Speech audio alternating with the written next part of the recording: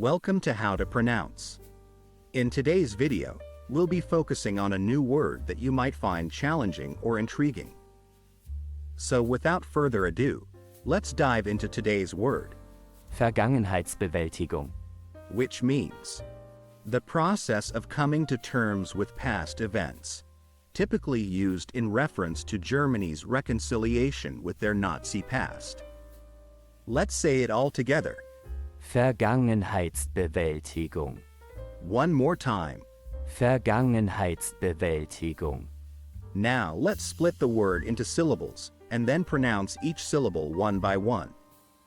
Vergangenheitsbewältigung.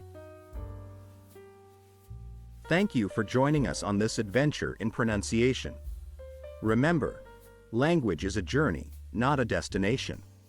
Keep exploring, experimenting, and expanding your linguistic horizons. We'll see you next time.